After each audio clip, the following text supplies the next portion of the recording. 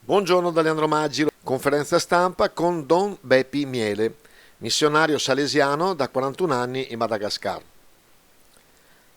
Don Beppi, com'è la situazione economica e sociale di questo paese e com'è cambiato in 40 anni lei che lo ha vissuto e come lo ha visto cambiare? Dunque, ci sono stati senz'altro dei progressi dal punto di vista sociale, dal punto di vista anche di impegno di lavoro, eccetera. Però questo ha creato il distacco ancora più grosso tra quelli che hanno e quelli che non hanno. Possiamo dire che in Madagascar il 95% delle ricchezze sono in mano a 10 famiglie, diciamo, e gli altri non hanno niente. Quando io sono arrivato lì 40 anni fa, Madagascar era considerato tra gli ultimi 30, sui 30 paesi più poveri del mondo.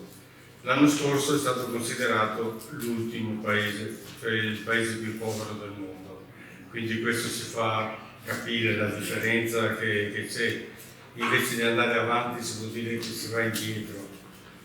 Madagascar è molto ricco, a mari con possibilità di pesca molto interessanti, a legname prezioso, a petrolio, a uranio, a pietre preziose, oro, a moltissime cose, solo che pochi hanno e gli altri non hanno niente. Qual è il vostro rapporto di missionari religiosi con i politici malgaci? Noi possiamo dire che lo Stato ci lascia fare. Anzi è contento di quello che facciamo perché a livello di scuola professionale noi siamo, diciamo, anni luce più avanti di tutto il sistema statale. Però è chiaro, ci chiedono di pagare la dogana, le tasse e tutto quanto, no? Il nostro centro professionale di Majanga è considerato, tanti venivano anche deputati a vedere, rimanevano a bocca aperta, ma voi qui fate l'università. Però chiedevamo di essere riconosciuti e nessuno ci ha mai riconosciuto. Solo per caso una volta il ministro delle scuole professionali è passato da noi, l'abbiamo invitato e ha detto, ha visto, sì, era entusiasta, ha detto, ma sul suo tavolo c'è un dossier da qualche anno che è lì, basta che faccia la firma. Il giorno dopo eravamo riconosciuti. Quanti ragazzi ci sono nei vostri centri? Abbiamo un progetto con ragazzi da inserire nella scuola elementare e media, inserimento scolastico, diciamo. E di questi ne abbiamo un 300 più o meno che vanno dall'alfabetizzazione fino al liceo, alcuni del liceo. A questi diamo tutto perché altrimenti i genitori non li lasciano andare a scuola, è chiaro. Poi ci sono 250 giovani di formazione al lavoro. In questi cerchiamo di dare una possibilità di lavoro. Molti vengono da questi altri giovani che non riescono a andarsene fuori dalla scuola, allora li inseriamo al lavoro, quindi queste cose qui, e questi sono 250. Abbiamo la parrocchia con tutto il movimento di giovani che hanno, sono 800-850 che fanno il catechismo. L'oratorio che abbiamo dai 1000-1500 sabato e domenica, quindi giovani ne abbiamo a non finire, diciamo. Basta avere la volontà e la pazienza di stare con loro. Il progetto Risaia, che ha visto il gruppo missionario San Giusto in prima fila, come sta procedendo? Dunque la Risaia è un impegno che non è ancora, come dire, completato. Stiamo avanzando poco alla volta, stiamo organizzandoci, ci vorrà ancora del tempo anche perché ci vorrà un investimento non piccolo. Quindi, però la volontà è arrivare a dare un piatto di riso ai ragazzi che sono nelle nostre opere.